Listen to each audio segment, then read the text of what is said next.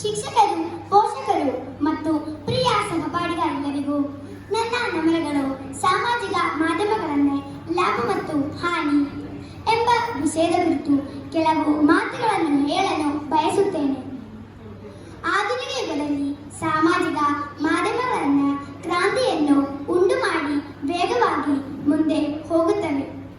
ಜಗತ್ತಿನ ಯಾವ ಮೂಲೆಯಲ್ಲಿದ್ದರೂ ಜನರೊಂದಿಗೆ ಸಂಪರ್ಕ ಸಾಧಿಸಲು ಇವು ನಮಗೆ ಸಹಾಯ ಮಾಡುತ್ತವೆ.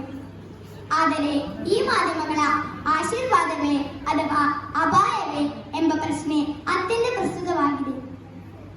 ಇಂದಿನ ತಲೆಮಾರಿನವರು ತಮ್ಮ ಸಂತೋಷ, ದುಃಖ, ಜ್ಞಾನ ಹಾಗೂ ಅನುಭವಗಳನ್ನು ಹಂಚಿಕೊಳ್ಳಲು ಪ್ರಮುಖವಾಗಿ ಸಾಮಾಜಿಕ ಮಾಧ್ಯಮಗಳನ್ನೇ ಆಶ್ರಯಿಸಿದ್ದಾರೆ.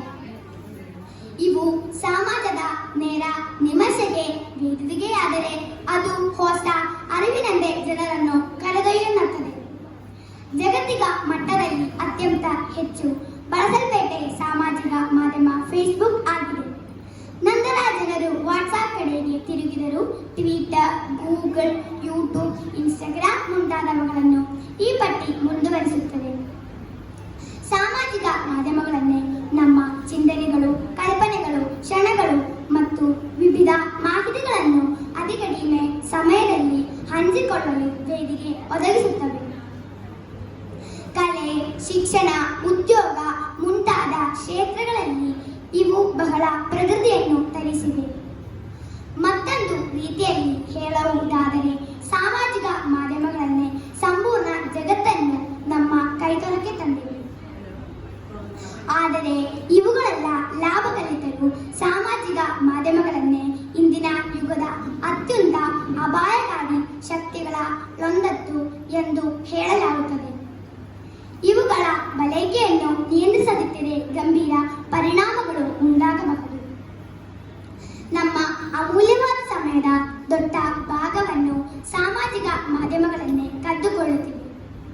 ಸಾಮಾಜಿಕ ಮಾಧ್ಯಮಗಳನ್ನೇ ಅತಿಯಾದ ಬಳಕೆ ನಮ್ಮ ಜೀವನ ಶೈಲಿಯನ್ನೇ ಬದಲಾಯಿಸುತ್ತದೆ. ಇವು ತಪ್ಪಾಗಿ ಬಳಸಿದ್ದರೆ ಅದು ನಮಗೆ ಭಾರಿ ಹಾನಿ ಉಂಟು ಮಾಡುತ್ತವೆ.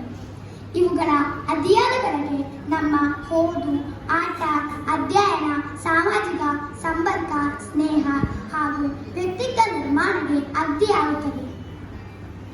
ನನ್ನ ಮಾತುಗಳನ್ನು ಕೇಳುತ್ತಿರುವ ಪ್ರಿಯರೇ, ಸಾಮಾಜಿಕ ಮಾಧ್ಯಮಗಳನ್ನೇ ಒಳಿತುಗಳನ್ನು ಪ್ರತಿಯೊಬ್ಬರು ಅರಿತು ಒಳ್ಳೆಯ ಸಮಾಜವನ್ನು ನಿರ್ಮಿಸಲು ಪ್ರಯತ್ನಿಸೋಣ ಎಂದು ಆಶಿಸುತ್ತೇನೆ. ಧನ್ಯವಾದಗಳು. ನಮಸ್ಕಾರ.